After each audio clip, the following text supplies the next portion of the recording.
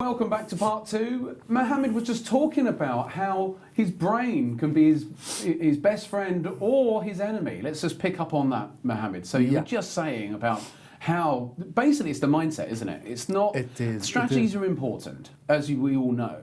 But new traders, you're not a new trader, but new traders focus on strategies. And yes, they have to have strategies, but without the mind, it's nothing, is it? Definitely. Well, I think that the mind, the mind is the source of being stable with trading. Being stable is that you are aware of all the aspects that's around you regarding a trade. As I said, a brain is your good friend and is your worst enemy because actually you using it for analysis. It's your friend.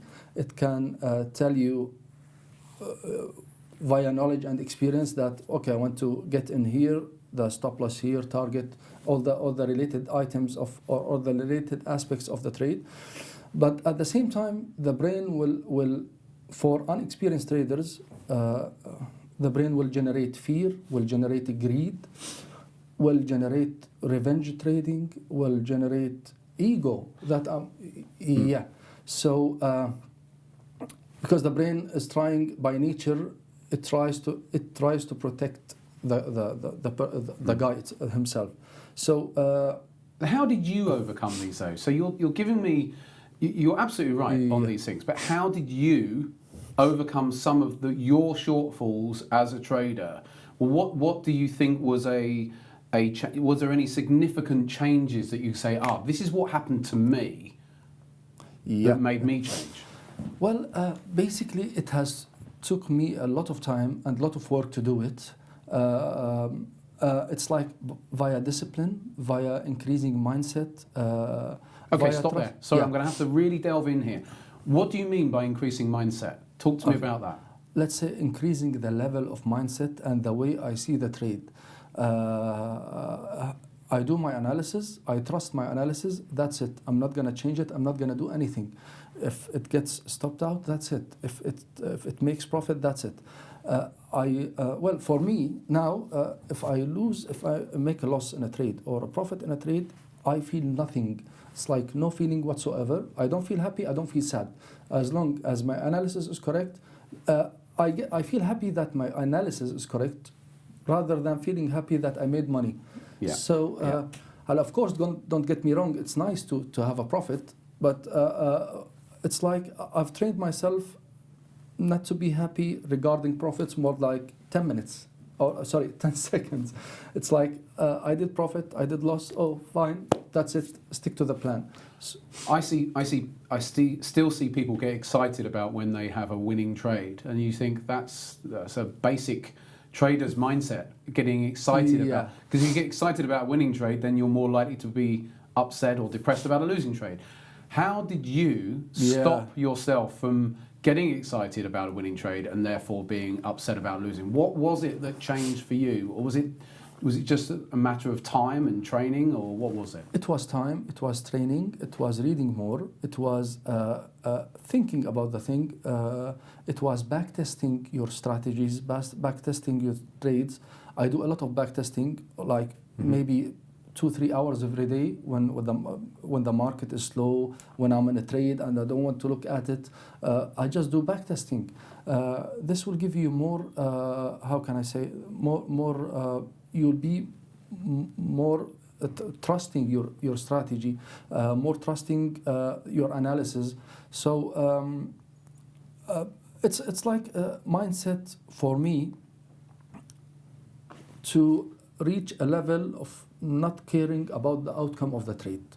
So just like any scope of business, if you sell a motorcycle, you don't make money, you make money, it's the same. So actually, it took a lot of time, it took a lot of reading, it took a lot of discipline. But when you get some strategies and when you follow some thoughts in your mind regarding money management, risk management, position sizing, all related stuff regarding to trading, you'll be fine. You'll be fine, but you have to have discipline. Discipline and mindset are the most important aspects in trading, in my point of view. Good. For me. Okay. Yeah. We got there in the end with you. So tell me a little bit about this year. You were telling me just before we came into the studio about how earlier this year euro-dollar was a pain in the neck to trade. Yeah. And you yeah. took a decision based on that. Can you tell us a little bit about what that decision was? Yeah.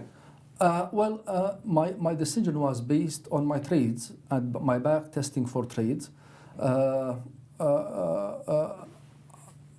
It's like I'm trading euro on a certain direction and it's not working, although my analysis is correct, but I don't mind. My analysis is correct. I stick to the plan. I get stopped out. That's it. End of story for me. I trade a lot of crosses these days because I saw that euro is taking a lot of the profit portions that I have. So it's for me at this time it's better to leave euro alone. Let euro do the thing it's doing, and for me it's not gonna end. I can come anytime. I can trade it next month, next year, next decade. So it's like adapting to the market or what the market is showing us.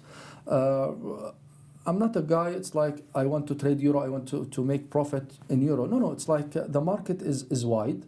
If something is not working for you, maybe your strategies are not at the right timing now with a certain pair, move on, go somewhere else. Actually, it helps the mindset as well, because too much losers or too much losers as a certain pair would risk your confidence in the strategy. So just go away, leave it alone. This is what I did. I think it's a really good point that you had that ability to adapt, to say, okay, yes, the market's not doing it's not running enough to targets or whatever, but there's these other markets that are. Yes.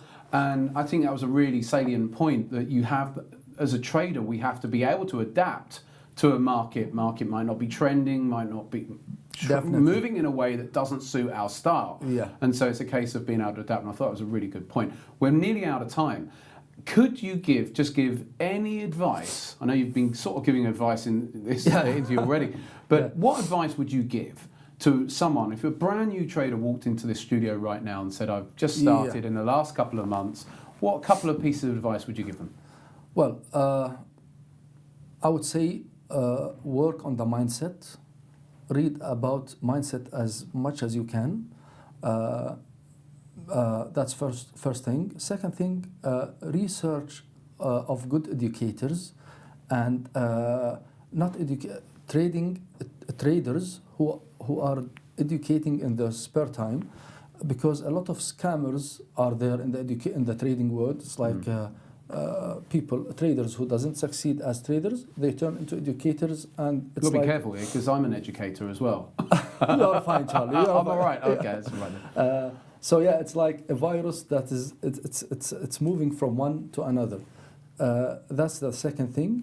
Third thing is that no rush in getting into the market. When you feel you are ready, no rush. You can get anytime. The market is there. It's not gonna stop next day. So mindset and knowledge, and when you are ready, get into the market. And I would also add to that, actually, you just raised a really good point there about not being in a rush. But don't be in a rush to be successful either. A lot of people think they want to be successful overnight. Have a long-term horizon view of trading. This is a long-term project rather than just thinking I've got to be profitable in the next 3 months or whatever. Definitely. It's a business. You will not be a millionaire next day or next year. It never works this way. You have to gradually build your mindset, your profit, your account size. Hopefully one day you'll be brilliant. But this is my advice. Well, Mohammad, we are long over our time schedule here, so thanks ever so much for coming in, and safe travels back to Jordan, and no doubt we'll see you again. Thank you for having me. Thank you. My name's Charlie Burton. Take care out there.